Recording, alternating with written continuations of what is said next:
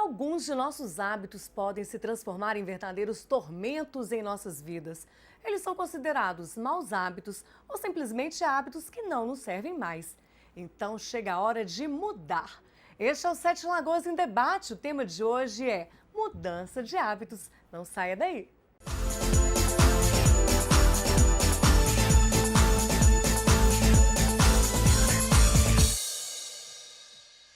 Esse é o Sete Lagoas em Debate e o tema de hoje é mudança de hábitos.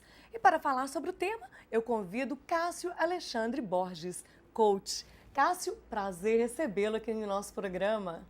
Roberta, prazer é todo meu estar aqui novamente, né? Hoje falando sobre este tema que amo falar, sobre transformação, mudanças.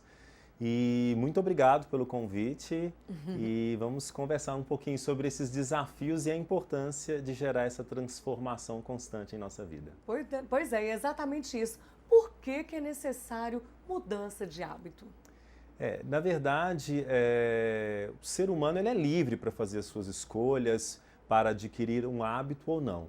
Mas eu gosto de partir do princípio que nós fazemos parte do mundo, né? Evidentemente, nós fazemos parte também desse caos que é o mundo, caos no sentido que pode acontecer várias coisas na nossa vida que nós não temos o domínio. Então vamos partir dessa máxima aí. Mas nós temos ao mesmo tempo a necessidade, Roberta, de estar no controle. Muitas vezes quando a gente se sente fora do controle da nossa vida ou fora do controle de uma situação, nós ficamos incomodados, isso nos incomoda. Mas falando da nossa vida pessoal ou vida profissional, falando do caminho que nós queremos trilhar, aí sim é necessário realizar algumas mudanças na nossa vida a partir dos nossos hábitos. Porque se não mudamos hábitos, nós vamos permanecer numa inércia, nós vamos permanecer em um local que não vai nos agradar. E nós queremos viver uma vida plena, uma vida feliz, não é verdade? É verdade. E como que a pessoa percebe que chegou a hora de fazer alguma mudança? A dica já está aí. Quando nós nascemos para uma experiência positiva, nós nascemos por uma experiência de prazer. Por mais que nós sabemos que a dor, as perdas, as angústias fazem parte da vida. Isso faz muito parte da nossa vida, não tem como tirar tudo isso aí, mas a nossa busca é pela experiência de felicidade, de plenitude, de prazer. Então nós partimos dessa verdade, dessa máxima. Uma vez que nós não estamos experimentando constantemente ou não estamos tendo essas experiências, alguma coisinha está errada. Então é como se uma luzinha acendesse, um alerta dentro de nós. Como eu estou conduzindo a minha vida? Que hábitos eu estou tendo? Porque hábitos são manias, forma de comportamento. Então, que tipos de comportamento eu estou tendo na minha vida pessoal e profissional? Porque eles podem estar conduzindo, eles estão conduzindo as nossas vidas, a minha vida, e se eu não estou tendo experiência positiva, é porque algo vai errado aí. Então é um bom sinal, né? É claro, como eu disse, nunca vamos estar plenos, 100%, mas vamos dizer aí, também não podemos estar abaixo da média, talvez, nessas experiências positivas com a vida. E é possível a pessoa optar em não querer mudar? Eu não quero mudar. Estou meio incomodado, mas eu acho que ainda não estou legal, não quero mudar. É possível? Claro, é sempre possível, apesar de que, aí eu gosto até de recordar daquela famosa frase, né? Eu estou na zona de conforto. Na verdade, não é uma zona de conforto, ela é desconfortável sim, mas sair desse ambiente, sair dessa zona vai me exigir mais. Então é possível a pessoa dizer, eu não quero mudar um hábito. Por exemplo, eu não quero deixar de fumar. Então a pessoa ela tem a consciência que, de repente, o vício do cigarro, do fumo, está fazendo mal, mas ela não quer mudar aquele hábito. Então, nas relações interpessoais, de repente, ela tem um vício, o hábito dos ciúmes, né? De ter o sentimento de ciúmes e deixar esse sentimento conduzir o seu comportamento. Ela sabe que aquilo faz mal para ela, faz mal para o outro, para o companheiro, para a companheira, mas ela não deixa aquele hábito. Então, é possível sim, mas desde que a pessoa tenha consciência que ela vai estar vivendo aquele inconforto, né? Ela vai estar numa zona que não é tão confortável assim. E aí, vamos trabalhar a longo prazo. A longo prazo, esse hábito vai ficar cada vez mais forte e a ponto de ser incontrolável. É. E por que que essas pessoas podem considerar, apesar delas perceberem que não tá bom, que está trazendo prejuízo, e por que que elas podem considerar assim tão difícil parte desse princípio da mudança? Esse deslocamento, mudança é deslocamento. Deslocar-se é incômodo. Então, vamos um exemplo muito simples. Quando acho que todos nós já tivemos uma experiência de mudar de casa, de apartamento, então gera um caos, né? Naquela fase ali de mudança, colocar livros nas caixas, tirar móvel do lugar para ir para outro lugar. Então, exige um processo antes, pós e depois, que é um deslocamento. Isso não é agradável, faz sentido? Sim. Então, o que acontece? Mudar é um deslocamento. Então, quando eu preciso mudar, eu vou ter sentimentos que algo está estranho na minha vida, parece que eu não sou eu mesmo, aquela sensação de que eu estou sendo uma outra pessoa. E é verdadeiro esses sentimentos, porque você está deixando de ser e comportar de uma forma, né? Podemos dizer que você está deixando de ter um hábito de se comportar de uma forma para se comportar de uma outra forma. Então está havendo um deslocamento. Se há esse deslocamento, há um incômodo. As pessoas não querem o incômodo. Como eu disse anteriormente, nós não queremos a experiência desagradável. E parece que nessa fase pode soar desagradável, pode doer sim, pode ter dificuldade sim, e isso faz parte da vida para a gente evoluir um pouco mais. Eu posso dizer então que pode ser um tipo de medo do desconhecido? Eu estou vivendo um emprego que não está muito bom, eu estou tendo atrito com meu chefe, com meus companheiros, mas eu sei que eu tenho esse emprego, eu sei que todo dia eu vou acordar, eu vou ali, no final do mês eu tenho meu salário. Mas é um medo do desconhecido, se de repente eu tento mudar, eu posso querer um emprego pior, mas eu também posso ter um emprego melhor. Pode ser alguma coisa assim também, desse medo? Sim, aliás, o medo é o principal vilão, né? Então, na minha experiência em atendimentos personalizados, para auxiliar as pessoas nesse processo de mudança, eu tenho percebido que o medo é um dos principais desafios. E eu também já tive medo de gerar mudanças na minha vida. Vamos lá, um pouco do medo ele é natural, o medo faz parte da natureza humana.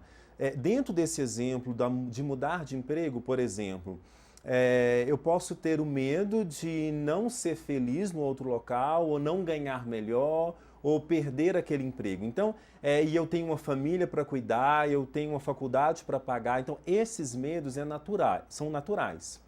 A partir do momento que esse medo ganha mais força, uma maior proporção, isso pode ser um perigo, porque de repente o que está acontecendo em minha volta, as possibilidades estão aparecendo e eu não vou abraçar, eu não vou tomar aquele caminho. E isso pode ser que lá na frente eu arrependa. Então, o medo realmente é um dos principais vilões. E aí, medo do que os outros podem dizer, medo de repente eu não ter sucesso nessa mudança de emprego e ser criticado pela família, pelos amigos. Então, são vários, o medo ele ganha várias facetas aí. Eu percebo também que isso é muito comum em relacionamento. Muitas mulheres, principalmente, vivem relacionamentos abusivos, mas não conseguem se libertar até por medo da solidão. Isso também é bastante comum. Com certeza. E o que acontece? Dentro dos relacionamentos há também crenças, né, culturalmente falando, na cultura, ou padrões de crenças na pessoa mesmo, que estão vinculados a esse medo. Então eu fico na relação, eu tenho ali de repente 10% da minha vivência nas minhas relações é positiva ou menos que isso, mas eu insisto ficar porque eu tenho medo da solidão, eu tenho medo de não arrumar um outro companheiro ou companheira, eu tenho medo do que a sociedade vai dizer se eu desvincular desse relacionamento. E veja, isso aqui não tem nada a ver com valores, né? Realmente um medo dessa ausência do novo, desse deslocamento. E quais são, assim, os principais, eu posso dizer assim, aspectos que as pessoas percebem que precisam de mudanças na vida? A gente fala agora de relacionamento, no profissional. Quais outros segmentos que existem essa possibilidade? Nós temos várias, vamos dizer assim, nós temos várias áreas da nossa vida. Profissional, relacionamentos. Dentro de relacionamentos a gente pode falar com a família, com amigos, com um parceiro ou a parceira. O campo do lazer, da espiritualidade, da qualidade de vida, que é a saúde, né, o esporte. Então nós temos várias áreas na nossa vida aí. Então é muito importante eu perceber onde eu estou tendo mais incômodo. E não só a questão do incômodo, muitas vezes a minha vida está bacana, eu estou gostando da minha vida, mas eu quero evoluir mais ainda. Então é importante eu criar um planejamento. Então eu preciso criar uma mudança de hábito agora no meu aspecto da minha saúde. Então o que eu preciso mudar para ter mais saúde? E veja que mudar para ter mais saúde não é esperar a doença bater na porta. Então de repente dormir melhor, cuidar do meu lazer, cuidar das minhas atividades de lazer, esporte. Então agora eu quero cuidar da minha vida profissional. Que hábitos eu preciso adquirir para ser um profissional melhor, né? Dentro da minha empresa, dentro da minha organização. Então é só analisar essas várias áreas da vida. Okay? E na questão do medo, como lidar com esse medo? Que acontece? Como eu disse, ele é natural, né, até um certo ponto, e ele pode até servir, vamos chamar assim, de termômetro, para saber se é o momento ou não de gerar mudanças maiores na minha vida. Então, a primeira coisa também é saber mensurar o tamanho dessa mudança. Pequenas mudanças, se o medo é muito forte, eu começo com pequenas mudanças. Eu preciso respeitar muito as minhas realidades internas. Então, muitas vezes as pessoas falam assim, mas que pessoa boba, está com muito medo, se eu fosse ela, dava o passo. Mas tem motivos ali por trás. Então, eu preciso respeitar. Mas é importante também que, se esse medo é muito grande, é importante eu buscar profissionais, né, numa área de desenvolvimento humano que me auxiliem a lidar com esse medo, a descobrir as raízes desse medo ou justamente dar um passo à frente. Então vamos lá, a melhor maneira, um dos principais passos para lidar com esse medo é pensar sobre esse medo. Pequenas perguntas como, por que eu estou com medo? De onde eu posso ter herdado esse medo? É do meu pai? É da minha mãe? É das minhas amizades? Porque muitas vezes as pessoas programam, Roberta, medo em nós. Então, poxa, você vai mudar de emprego? Nossa, olha como que está a crise e você vai fazer essa mudança? Olha, você está programando medo. Né? Você vai terminar um relacionamento? Quantas pessoas estão procurando um namorado ou uma namorada e você vai fazer isso? Olha, depois você vai ficar sozinha aí, hein? Então, veja bem, a partir dessas perguntas simples, veja bem, não é enfrentar logo de cara e fazendo as situações, a mudança, mas pensar sobre o medo. É uma forma de encarar a realidade de frente. Uma dica muito simples, mas é o primeiro passo. Entendi. E essas mudanças de hábito, elas servem para crianças, adolescentes, adultos, idosos, para todas as idades? Chega um determinado momento da vida que é necessária mudança? Sim, com certeza. Isso aí, tem um filósofo, né? A minha formação é filosofia, é um filósofo chamado Heráclito, isso 5 séculos antes da era cristã, então isso é um pensamento muito antigo. Ele tem uma frase muito bacana, que ele diz que nós somos um devir, ou seja, nós estamos vindo a ser alguma coisa a todo instante. Isso é o quê? Mudança, transformação.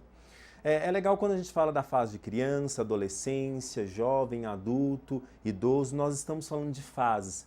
A nossa própria essência, o nosso próprio corpo vai pedir uma mudança. Né?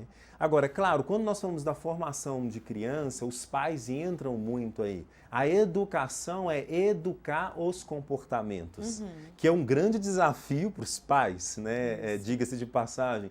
Porque que acontece? Isso vai influenciar muito no futuro daquele ser humano. E mesmo que o pai não fale muito, a mãe não fale muito, a criança ela já está modelando o pai ou a mãe, modelando os comportamentos. Então, ela é necessário, vai acontecer um determinado momento. Agora, a grande chamada aqui, a grande alerta é que nós precisamos estar com as rédeas da nossa vida. Então, o que eu quero? Então, a partir do momento que eu não estou com as mãos no volante, vamos dizer assim, do carro da minha vida, metaforicamente falando aqui, eu deixo a vida me levar. Aí pode virar um caos mesmo, né? Então, o que acontecer é o que vai ser melhor ou pior e vamos ver o que vai acontecer. Mas a partir do momento que eu penso, que eu reflito sobre os meus medos, sobre os meus hábitos, sobre as escolhas que eu quero realizar na minha vida, eu estou tomando esse volante, a direção da minha vida. É porque é comum, eu mesma já ouvi pessoas falarem assim, uma pessoa idosa falar para um jovem, você ainda tem tempo de mudar, você é jovem, tem a vida toda pela frente, eu já estou idosa, eu já tenho que aceitar o que a vida manda para mim, eu não posso escolher muito não.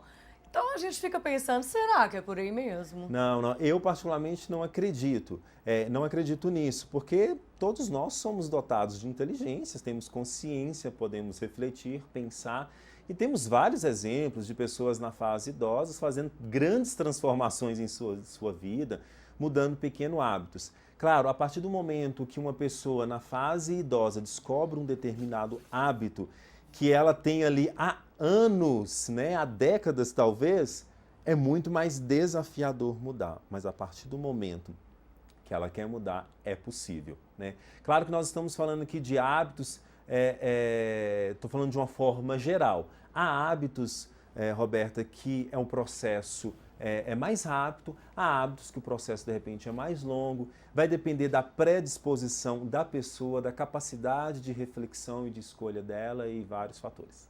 Então é isso aí. No próximo bloco nós vamos falar realmente sobre isso, os desafios que envolvem, né, esse aspecto da mudança.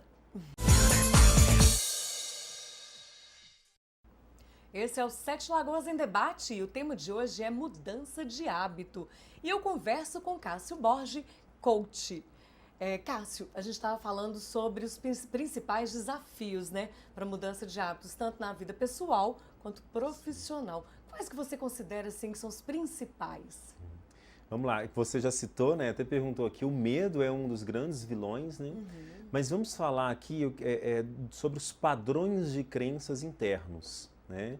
Então, crença é qualquer verdade, né? Qualquer máxima que seja uma verdade para mim, né? Então, crença é uma verdade. Então, há em todos nós, Roberta, padrões de crenças positivos e negativos.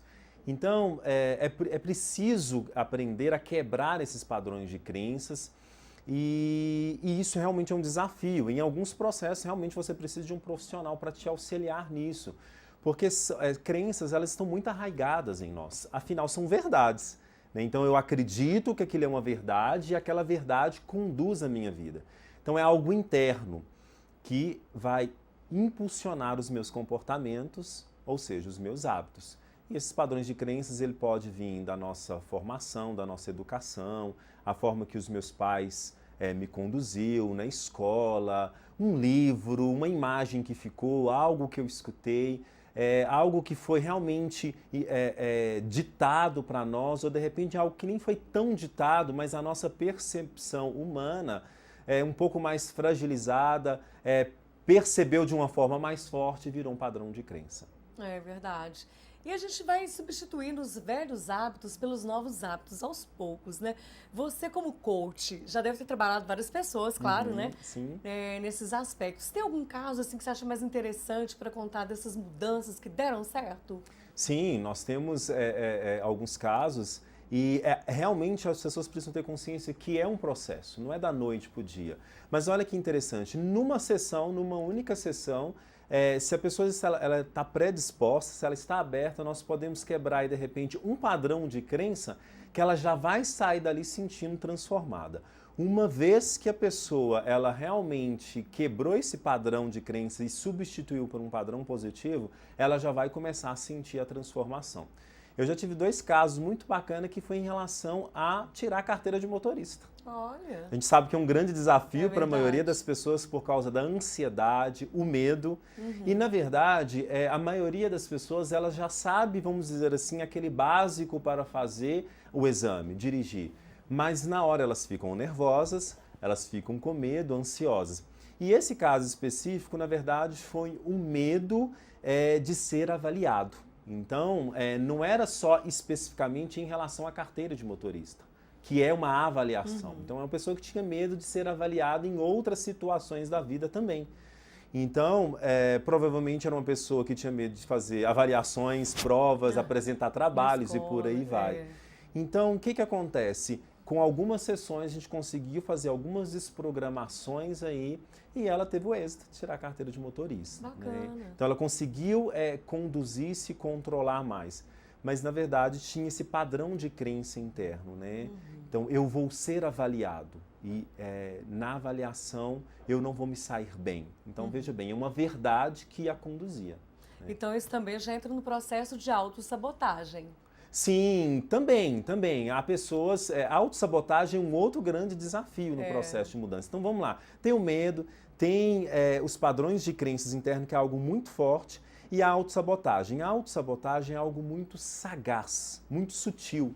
Né? Eu gosto de dar ir na etimologia da palavra. Né? Sabotagem vem de uma palavra francesa, sabu, que é tamanco de madeira. Olha que interessante. E esses tamancos de madeira, na Revolução Industrial, provavelmente, os trabalhadores jogavam esses tamancos nas máquinas, ou seja, nas engrenagens das máquinas. As máquinas paravam, simples assim. Tamancos de madeira sabotando uma máquina a produzir, certo? Então, sabotagem é isso. Eu gosto de dizer que quando a gente se sabota, a gente está pegando um tamanco de madeira e jogando em nós mesmos. Ou seja, a autossabotagem é isso. Nós estamos tirando energia. Olha que sério isso, Roberto. Nós estamos tirando energia, força nós estamos parando nossas engrenagens. É verdade. Nos sabotando, nós não produzimos. Mas é importante dizer que a maioria das pessoas que se autossabotam é de uma maneira muito sutil. Eu já tive clientes que nós descobrimos no processo de coaching que eu falei para eles, você está se sabotando. E ela não aceitava, o cliente não aceitava aquilo, porque ele não aceitava que ele mesmo estava se prejudicando. Né? Então é muito importante um processo de autoconhecimento. Quanto mais nós nos conhecemos, mais nós vamos despertar para os nossos potenciais e capitalizar esses potenciais e também vamos nos despertar para os nossos pontos de melhoria e ver o que precisa ser feito. Você pode dar mais alguns exemplos sobre essa questão de autossabotagem? De repente as pessoas, como você falou, estão sofrendo esse processo e às vezes não despertaram ainda para essa vivência. Sim, vamos lá, um exemplo assim para mim que é muito clássico e claro. Nós vivemos num momento, na época atual, que as pessoas têm buscado muito atividade física, certo? Então as academias públicas, enfim, ou um alongamento, exercício em casa, as pessoas têm se preocupado mais com essa área. Mas vamos falar da questão mais da vaidosa. As mulheres que querem um corpo mais bacana, uma massa, os homens que querem ficar mais fortes e tudo mais. Mas a maioria das pessoas se sabotam na academia. E vamos lá para mais um exemplo. Então, de repente, eu preciso pegar um peso de 20 quilos e fazer 3 sessões com 12 repetições. Então, de repente, 20 quilos está pouco, eu vou colocar 25 e 30 quilos. Mas eu faço o movimento errado. Então eu tiro um movimento, por exemplo, dos meus braços e jogo e compenso ali na coluna. Olha, eu estou conseguindo 30 quilos, 35, 40 quilos. Mas vamos lá, eu estou prejudicando a minha coluna, porque eu não estou fazendo da maneira certa, estou compensando aquele peso em outra área do meu corpo e eu não vou ter o resultado que eu quero, que aqui é, nesse caso, um ganho de massa. Isso é uma autossabotagem. Bem disfarçado, tá vendo? Ou, por exemplo, outro exemplo, todos os dias eu faço a minha corridinha, mas eu não estou me alimentando bem em casa. Eu vou comer essa fritura aqui só hoje, não tem importância. Isso são pensamentos de autossabotagem. Aí eu gosto de dizer, eu estou pegando tamanco e jogando na engrenagem, porque eu sou capaz. Eu posso ter disciplina, eu posso ter o hábito da disciplina, eu posso ter o hábito de adquirir um novo comportamento na minha alimentação, na minha atividade física. Eu me saboto porque eu quero, no fundo, eu gosto de me enganar. É um assunto que dá até mais, dá pano pra manga aí. Mas então por que isso acontece? Sim, nós temos uma relação que nós podemos até marcar um outro momento para falar unicamente sobre isso. Nós temos uma relação não somente com o prazer, mas nós temos uma relação com a dor muito interessante. Então, no fundo, esse me enganar faz parte dessa relação com a dor e faz parte da relação em não querer a dor também. Porque, veja bem, se eu for disciplinado, isso vai me exigir mais determinação. Vamos voltar ao exemplo da academia e da alimentação. A nossa mente, nós não nascemos para o não. Então, se eu entro na disciplina, eu não vou poder comer determinadas coisas, eu não vou sentir aquele prazer com o meu corpo, eu vou sentir dor no meu corpo, porque a atividade física vai sentir dor. Então, o que acontece? Eu me sabotando, eu sinto menos dor, mas eu estou fazendo academia. Então, a minha mente, ela vive me enganando. Então, isso, Roberta, eu preciso até de mais tempo para poder explicar, mas há essa relação, né? E tem pessoas também, como eu comecei dizendo, que gostam de estar no ambiente do sofrimento, de se sentir vítima. Poxa, você ainda não conseguiu perder os seus quilinhos a mais. Ah, pois é, eu tento e não consigo. Ela fica meio naquela zona de vítima. E as pessoas falam assim, poxa vida, mas um dia você vai conseguir, eu acredito em você. E ouvir isso é bom, é legal. Então eu vou continuar nessa zona de conforto aqui ainda. Parece muito maluco falar isso, mas o ser humano tem essa relação sim com essa autossabotagem, com a dor meio que prazerosa também, infelizmente. Enquanto isso, a mudança de hábito, a mudança de vida e a melhora vai sendo protelada. Por isso que é muito importante o autoconhecimento, um profissional que vai provocar você a estar simplesmente diante de você mesmo e das suas escolhas. Né? Eu gosto de dizer para alguns clientes assim, você quer realmente essa mudança? Né? Porque o processo de coach a gente questiona muito, porque o coach não tem a melhor resposta. Quem tem a melhor resposta é sempre o cliente. E eu acredito também que para concluir esse processo, né, de mudança de hábito, a gente tem que estar bem com a gente, né? O processo de autoestima. Como que funciona essa questão de autoestima no processo? Na verdade, a autoestima é aquela busca que eu disse lá no início do programa, né? Nós queremos a relação com o prazer. É por isso que eu não posso comer determinada coisa para perder alguns quilos, eu não posso beber tanto porque eu preciso estar bem na academia. Esse não é ruim, porque não me dá a relação com o prazer com a comida e o prazer com a bebida. A autoestima é sentir bem com você mesmo e com os outros.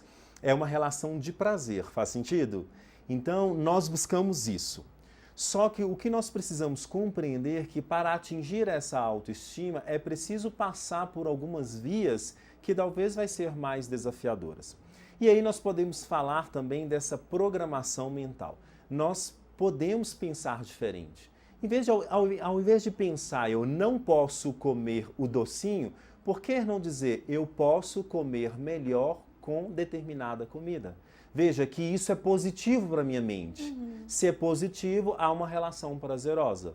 Então eu posso viver bem comendo mais verduras, alimentos light por uma fase que vai me fazer bem. E aos finais de semana eu como meu docinho, né, por uma fase da minha vida. Então, quando eu programo, também, Roberto, é a forma como eu programo isso na minha mente.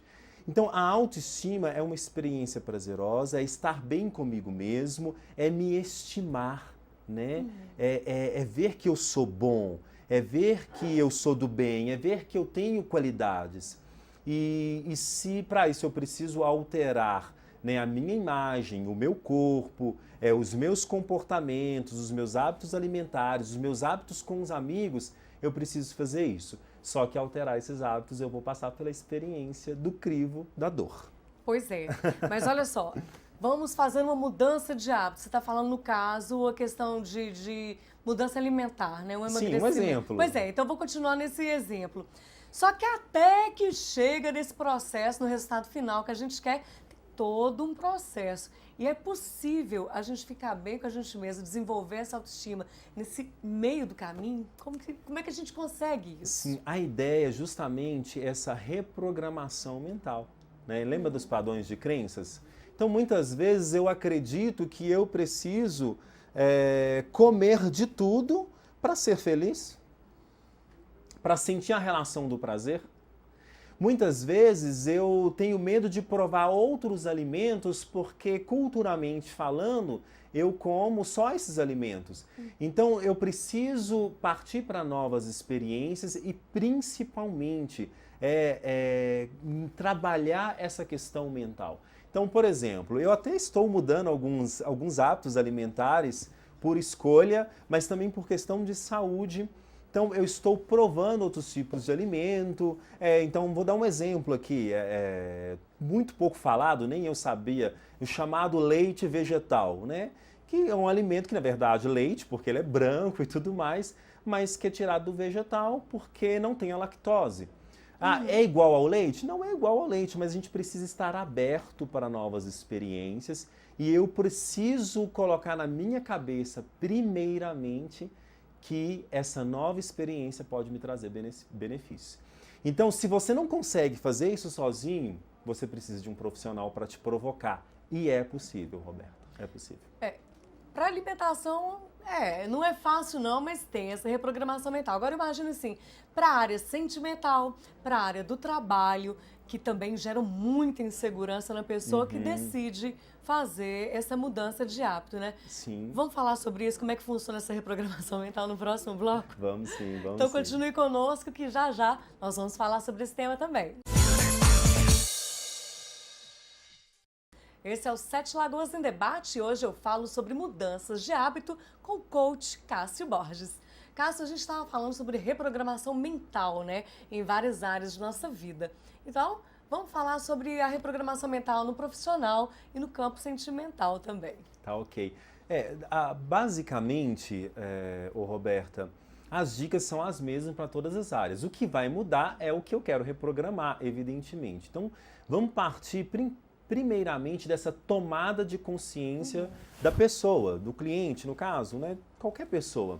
Então, onde eu estou, né? O que eu estou vivendo nesse exato momento da minha vida? Então, vamos lá, o que eu estou vivendo, onde eu estou? Na minha vida profissional, nas minhas relações interpessoais, afetivas, né? Saúde, enfim. O que eu estou vivendo? Eu estou satisfeito com esse estilo de vida?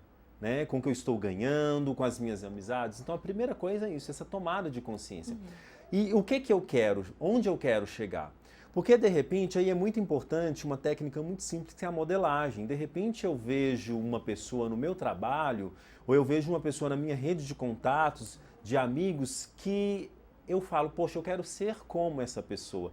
Não é ser aquela pessoa, Claro. né? Mas eu quero ser como essa pessoa, eu quero ter essas experiências também. Então, veja bem, então eu já estou tomando consciência de um objetivo. E, de repente, essa mudança que eu quero, então, de repente, eu estou num trabalho, mas eu trabalho ali como atendente, mas um dia eu quero ter a minha empresa, eu quero ser empresário. E eu vejo os empresários e eu quero ser isso. Então, veja, há um processo aí a ser feito. E isso vai exigir muitas mudanças e transformações, mudanças mentais, mudanças comportamentais. Então, a primeira coisa é saber onde eu estou e aonde eu quero chegar, né? Que relação afetiva e interpessoal eu tenho e que relação eu quero ter. Então, a partir daí, eu me projeto e o que eu me pergunto, o que eu preciso fazer? E é a resposta de o que eu preciso fazer que eu preciso programar em minha mente. Então, como nesse exemplo profissional, né? Como que é uma vida de um empresário? Como que um empresário pensa? Como que ele enxerga a vida, o mundo, as relações, o trabalho, o dinheiro e por aí vai? Então, de repente, eu preciso pegar aqueles pensamentos e começar a programar em mim. É um desafio, porque isso pode ter choque de valores? Pode. Mas, por isso que é muito importante ter processos e um profissional que vai auxiliar o cliente. Mas como assim? Eu vou reprogramar, mas como? Eu vou pensar, mas na prática, como que eu vou fazer Vamos lá, isso? então, de repente...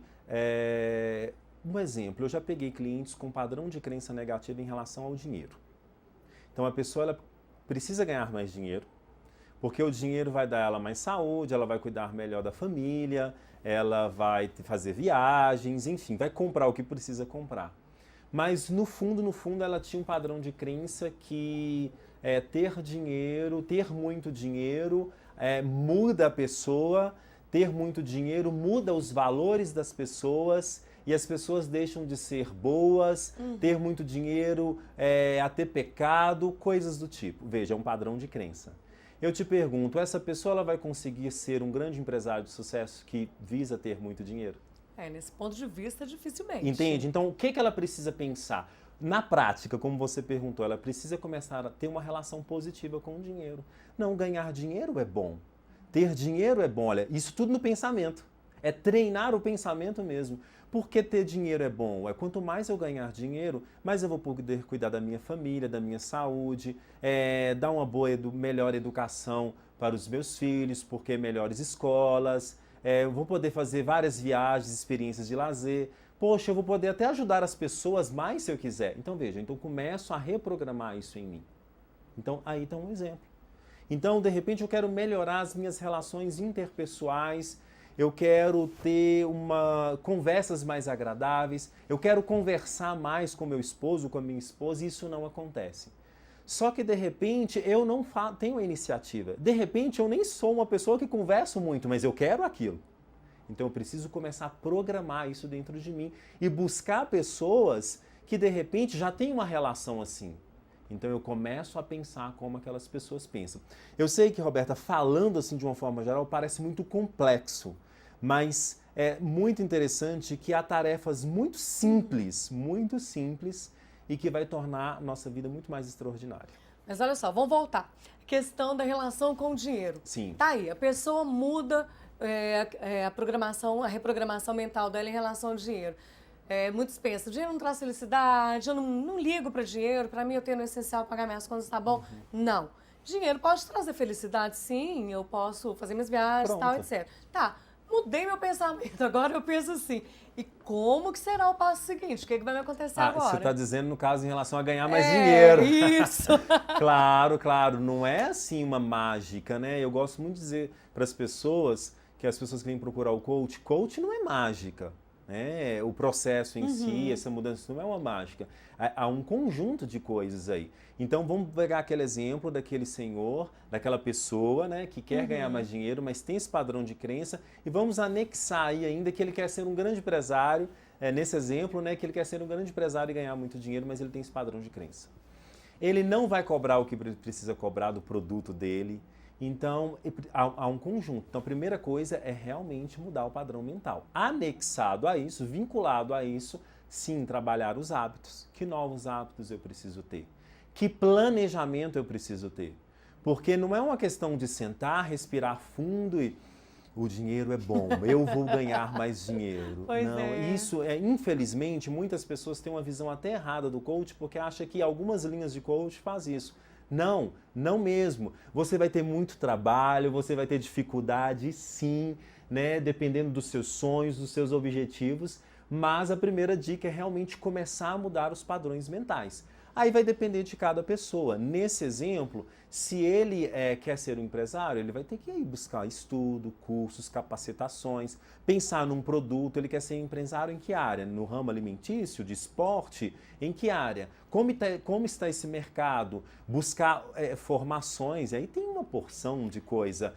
Qual é o mínimo de tempo para a sua empresa começar a dar o mínimo de retorno? Não vai ser da noite para o dia. Então tem todo esse conjunto aí. Então, a reprogramação mental auxilia para a pessoa ser mais otimista, ter uma visão mais à frente, alguma coisa... Ampliar a visão. Entendi. Porque o que acontece? Você pode ter... Vamos agora trabalhar ao contrário. Você pode ter dinheiro para investir no seu negócio, você pode ter pessoas que te dão maior força, tá ok? Mas se você tem um padrão de pensamento negativo, você não dá o passo. Porque na hora de dar o passo, ninguém pode fazer isso por você. Mesma coisa no relacionamento. Mesma coisa. Se eu sou uma pessoa que fala, homem não presta, é tudo a mesma coisa, eu não mereço ser feliz. Então, eu tenho a tendência de sempre escolher realmente uma pessoa que não presta. Justamente. E vai ser um hábito repetitivo. Justamente. Isso aí como que esse pensamento tem poder? Vamos dar um exemplo muito simples, que talvez já aconteceu com a maioria das pessoas. Eu gosto de dizer que tem pessoas que aparece uma verruga na mão, e elas falam e olham, nossa, será que é câncer? Quando elas pensam assim, talvez elas nem falam. Quando elas pensam assim, já há uma energia negativa dentro dela. De repente a autoestima cai, os ombros caem, ela já começa a ficar preocupada com aquilo ali, a respiração fica ofegante na hora de ver o diagnóstico no médico. Você já conheceu pessoas assim? Nossa, muito. Então, veja, se um pensamento negativo altera nossas ações comportamentais, porque ficar ofegante, ficar preocupado, isso é uma alteração no nosso comportamento. Se um pensamento negativo causa isso, por que um pensamento positivo não pode causar o contrário? É muito simples. E o pensamento negativo, nesse caso, acaba que o corpo também já fica todo predisposto a realmente a mais doenças também. Justamente. E no caso do relacionamento, se a pessoa já fala, não, eu mereço melhor, eu mereço ter um bom companheiro, eu mereço ser feliz, ela já vai automaticamente se preparar para isso também. Vai se preparar para isso. E aí agora eu complico, né? Brincadeira, eu complico mais um pouco. Tem pessoas que falam, não, eu vou conseguir uma pessoa melhor, um companheiro, uma companheira melhor, mas no fundo, ela não acredita nisso. Isso é autossabotagem. Pois é. Aí é o que a gente volta a falar. Temos que trabalhar. E você tem falado do coach, mas muita gente não sabe o que realmente é coach. Explica pra gente, então. Bom, coach é um processo estratégico personalizado que vai auxiliar o cliente a alcançar o seu objetivo ou desejo de uma forma mais assertiva. Basicamente, a definição de coach é isso.